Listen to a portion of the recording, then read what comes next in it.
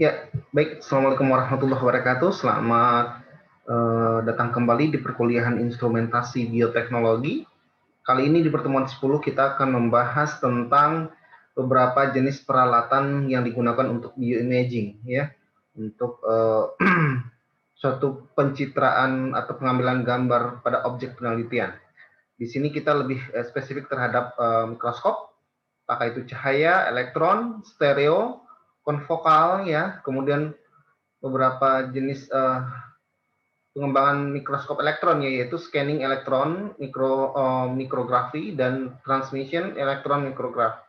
Ya, sebelumnya untuk perkuliahan ini uh, Anda diharapkan untuk bisa ya memahami melakukan identifikasi ya terhadap jenis-jenis alat-alat yang digunakan untuk bioimaging ya, fungsinya, kemudian Anda memahami ya beberapa bagian dari mikroskop ya. Kemudian Anda memahami prinsip bekerjanya alat-alat imaging tersebut serta mengetahui kegunaan alat dalam penelitian maupun praktik.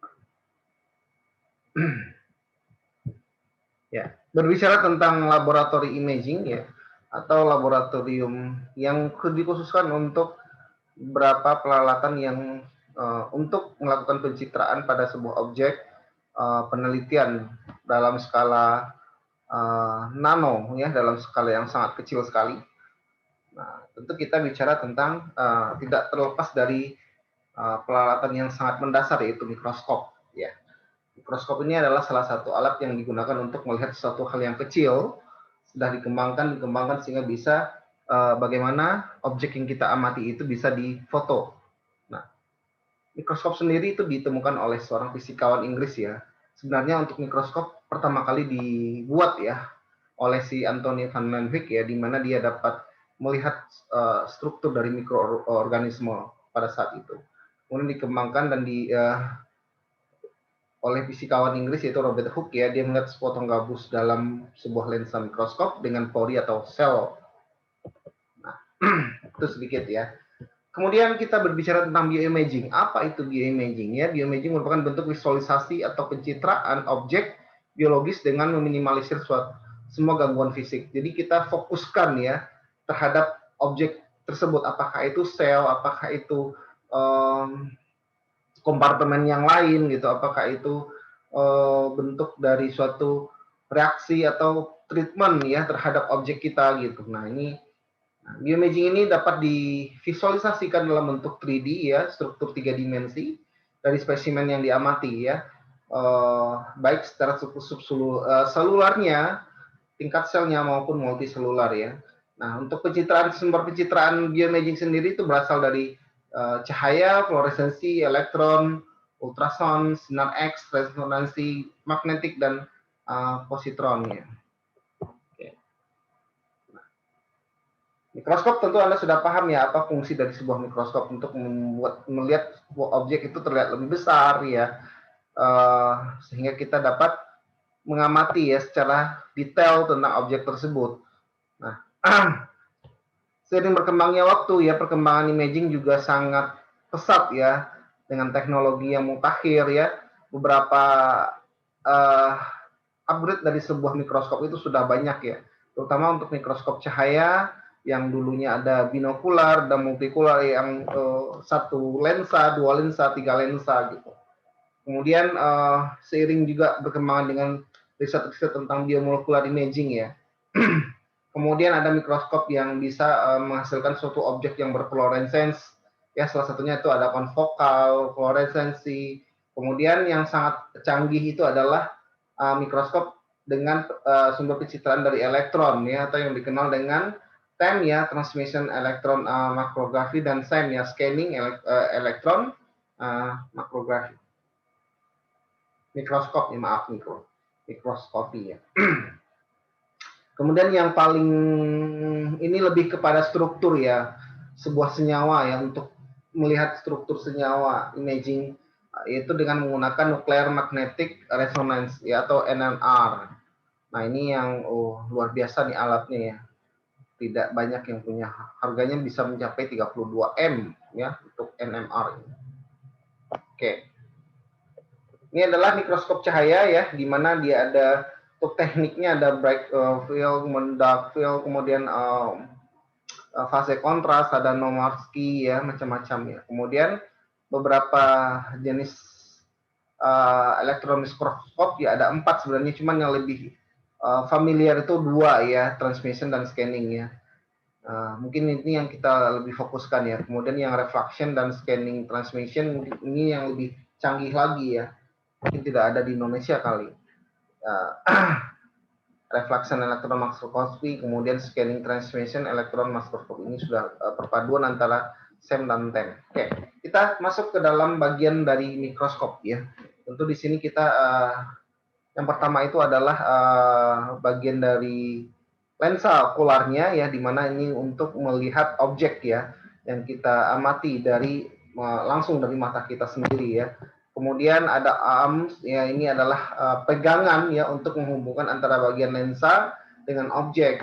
Kemudian ada tatakan ya atau meja objek ya, dimana ini untuk meletakkan objek pengamatan. Kemudian ada bagian post adjustment knob itu buat mengatur ya, menggerakkan landasan objek tadi untuk ke atas dan ke bawah ya, supaya kita lebih bisa melihat mendekati ya fokus dari objek yang kita amati. Kemudian ada ganggang ya, body tube-nya ya. Body tube ini untuk menghubungkan lensa mata dengan lensa objektif ya. Kita mengamati subjek ya, atau objek ya. Kemudian ada pemutar lensa ya. Di sini ada namanya revolver ya, dimana ini bagian yang menampung 2 atau 3 lensa ya, bagian yang mudah diputar dan juga kita bisa mengubah daya. Kemudian ada fine adjustment knob itu untuk menggerakkan ya bagian apa namanya, meja, bukan meja sih, tatakan dari objek tadi ya, untuk digeser ya ke kemudian ada base ya, ini adalah bagian bawah ya, sebagai penyangga ya untuk tegakan dari mikroskop. Kemudian ada objektif lensa ya, di mana ini adalah sumber dari kita melihat objek. Tentu di sini letak bagaimana kita memfokuskan objek dengan perbesaran berapa ya. Ada 40, ada 4, ada 10 kali, ada 100 kali, yang tertinggi itu adalah 1000 kali. Anda mungkin bisa melihat ya, sel mikroba itu dengan perbesaran 100 dan 1000 ya, lebih terangan yang mana. Tapi tidak tertutup kemungkinan ya, dengan besaran berapa kalinya ini akan mendapatkan kontras yang lebih bagus atau resolusi yang lebih bagus. Oke. Kemudian ada untuk penyangga ya, penyangga bagian klip atau objek atau bagian slide ya, slide untuk objek kita ya, ini harus dikasih penyangga gitu ya, supaya dia tidak lari gitu dan fokus untuk dan itu dia bisa diputar ya, bisa digerakkan ke kanan dan ke kiri juga untuk mengatur posisi yang pas.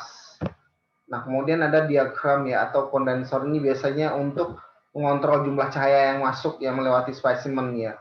Jadi kita butuh pencahayaan yang kontras seperti apa, ini bisa diatur dengan menggunakan diagram. Ini biasanya ada di bawah ya. Kemudian ada cahaya ya buat penerangan untuk spesimen kita atau objek kita. Oke. Itu adalah beberapa ya bagian dari mikroskop. Kemudian kita bagaimana cara memelihara dari mikroskop tersebut supaya dia tidak karena memang sangat riskan ya, rentan terhadap kerusakan juga ketika kita tidak menghandle-nya dengan baik. Ya, selalu dibawa dengan 2 tangan, jangan pernah menyentuh lensa. Nah, ini yang sangat harus dilap ya dengan menggunakan kertas lensa ya, kemudian jauhkan dari benda yang berada di meja atau kabel ya.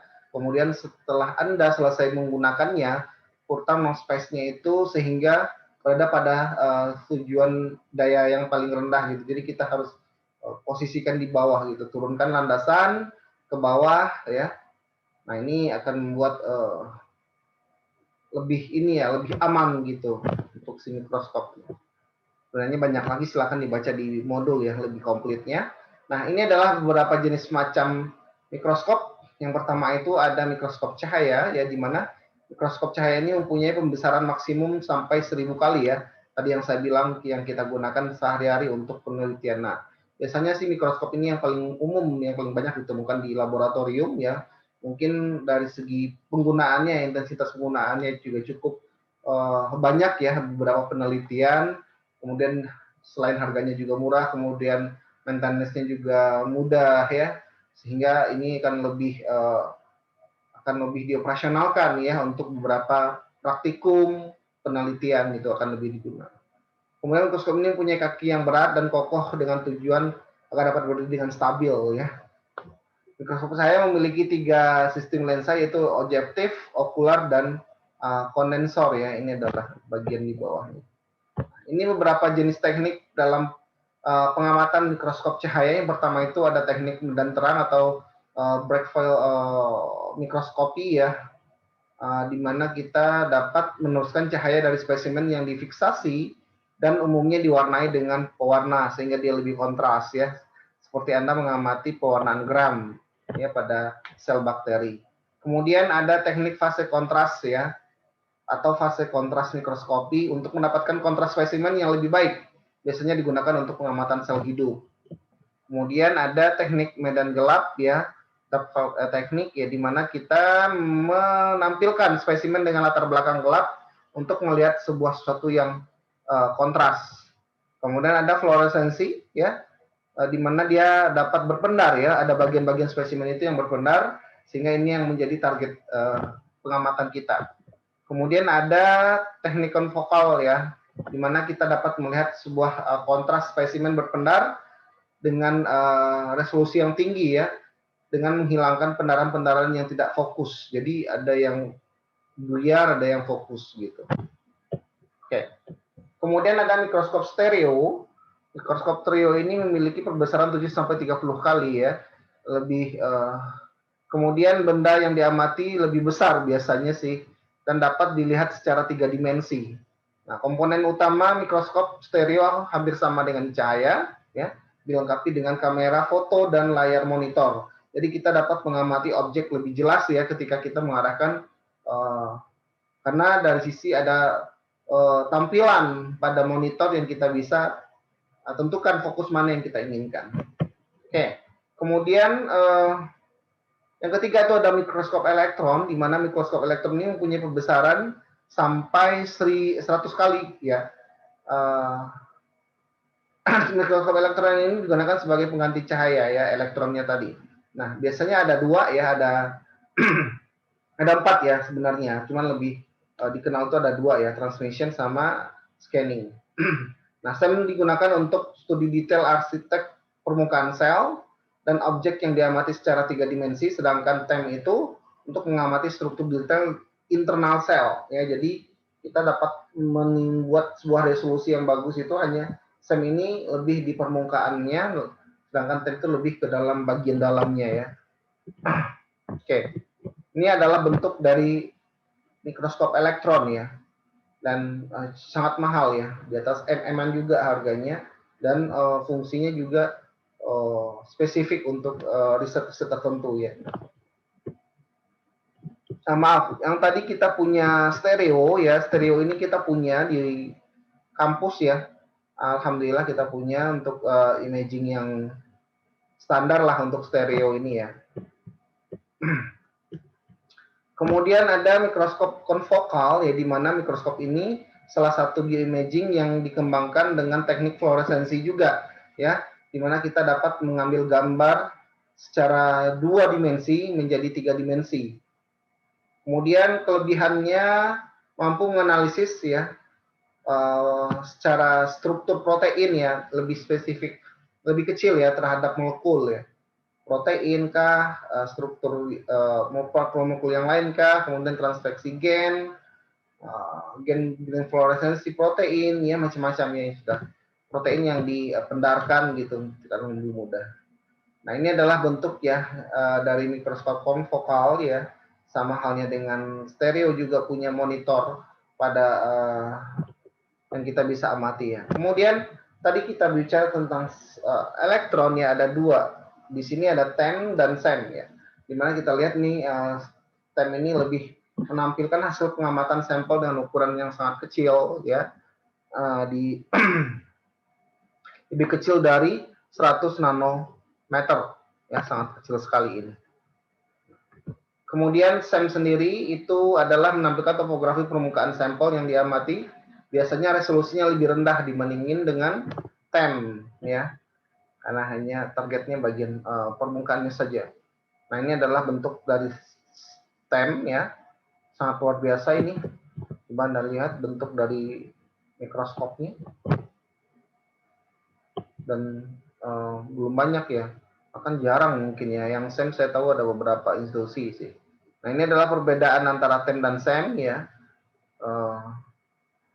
pada bagian ininya saja pembacaannya, prosesnya ya. Mungkin saya nggak saya jelaskan ya, silahkan nanti dibaca di modul. Kemudian ini adalah bentuk hasil gambar TEM dan SEM ya. Nah ini adalah mikroskop fluorescence, dia akan mengamati objek yang berpendar. Nah ini adalah beberapa tahap, 4 tahap ya dalam proses bioimaging. Yang pertama itu adalah manipulate ya, kemudian ada measure, mine, dan model. Nah ini biasanya untuk manipulate itu bagaimana memodifikasi molekul, sel, atau jaringan untuk dilihat di mikroskop dan alat bioimaging lainnya. Kemudian measure ini untuk mengambil gambar ya dengan penguasaan alat, dan untuk mine ini analisis dengan mengambil bagian yang menjadi fokus dari objek kita. Sedangkan model adalah presentasi data ya, dengan pengambilan informasi dari gambar yang diperoleh. Nah ini adalah bagian dari manipulate, ada fiksasi, ada permeabilisasi, dan pewarnaan. Kemudian ada measure ini, akuisisi, bagaimana kita meminimalkan kebisingan, mengurangi pencahayaan, mengurangi, nah karena kan kita melihat fokus ya pada suatu objek. Nah ini ya,